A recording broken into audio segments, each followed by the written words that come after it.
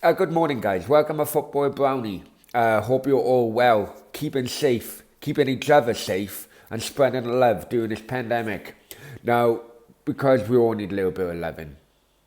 Now, before I go any further, please like, share, and most importantly, subscribe to the channel. Because without your help, the channel can't progress. And remember, it's absolutely free to subscribe. Now, serious subject, guys. Serious subject on this video. Because I'm of an older generation of football fan, I created this channel not only to share the highs and lows of the current game, but also to help educate the younger generations of football fans coming through about many historical events within the game. And as we all know, unfortunately, not all of them have happy memories. I really don't hope that doesn't come across as condescending to younger football fans. I'm just of the opinion really, that, as the famous quote says, you can't change your past, but you can learn from it and change the future. That doesn't always go about just football, politics, worldviews, anything. So, once again, I do say I hope it doesn't come across condescending. Anyway, yesterday was the anniversary of the Munich air disaster. On the 6th of February 1958, British European Airway Flight 609 crashed on its third attempt to take off from a runway at Munich Airport. The aircraft was carrying the Manchester United football team, nicknamed the Busby Babes, along with supporters and journalists. There were 44 people on board, 20 of whom died at the scene. The injured, some unconscious, were taken to a nearby hospital in Munich, which 3 more died, resulting in 23 fatalities in total, with 21 survivors. The team was returning from a European Cup match in Belgrade, Yugoslavia, having knocked out Red Star Belgrade to advance to the semi-finals of the competition. The flight stopped to refuel in Munich because the non-stop flight from Belgrade to Manchester was beyond the range of the type of aircraft in which they used. After refueling, pilots James Tian and Kenneth Reimart twice abandoned takeoff because the boost surging in the left engine. Fearing that we were going to get too far behind schedule, Captain Tian rejected an overnight stay in Munich in favour of a third takeoff attempt. By that time, snow was falling, causing a layer of slush to form at the end of the runway. After hitting the slush, the aircraft ploughed through a fence beyond the end of the runway, and the left wing was torn off when it struck a nearby house. Fearing the aircraft might explode, Tian began evacuating passengers, while Manchester United goalkeeper Harry Grigg helped pull survivors from the wreckage. An investigation by West German airport authorities originally blamed the captain, saying that he did not de-ice the aircraft's wings, despite eyewitness statements indicating that de-icing was unnecessary.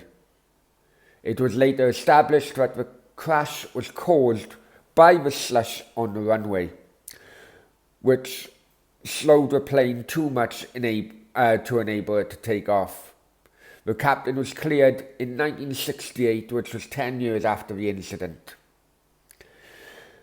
Manchester United were aiming to become the third club to win 3 successive English football leagues, what is now called the Premier League. They were 6 points behind league leaders Wolverhampton Wanderers, with 14 games still to play. They also held the Charity Shield and had just advanced into the second successive European Cup semi-finals. The team had not been beaten for 11 matches. The crash not only derailed the team's title ambitions that year, but also destroyed the nucleus of what promised to be one of the greatest generations of players in English football history. It took 10 years for the club to recover after that tragedy. Busby rebuilt the team and won the European Cup in 1968 with a new generation of babes. In honour of those who passed away on that night, I will just play the famous poem of The Flowers of Manchester.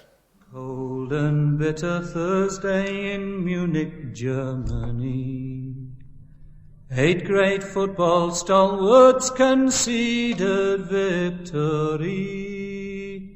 8 men will never play again who met destruction there. The flowers of English football, the flowers of Manchester. Matt Busby's boys were flying, returning from Belgrade. This great united family, all masters of their trade.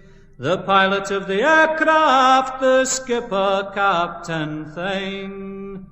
3 times they tried to take off and twice turned back again. The 3rd time down the runway, disaster followed close. There was slush upon that runway and the aircraft never rose. It ploughed into the marshy ground, it broke, it overturned, and 8 of the team were killed when the blazing wreckage burned. Roger Byrne and Tommy Taylor, who were capped for England's side, and Ireland's Billy Whelan and England's Jeff Bent died.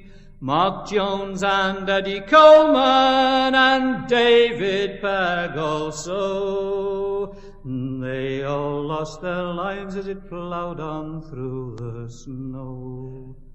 Big Duncan he went to with an injury to his brain, and Ireland's brave Jack Blanchflower will never play again. The great Matt Busby lay there, the father of this team. 3 long months passed by before he saw his team again. The trainer, coach and secretary and a member of the crew. Also 8 sporting journalists who with United flew. And one of them was Big Swifty, who we will ne'er forget, the finest English keeper that ever graced a net. Oh, England's finest football team, its record truly great. Its proud success is mocked by a cruel turn of fate. 8 men will never play again who met destruction there. The flowers of English football, the flowers of Manchester.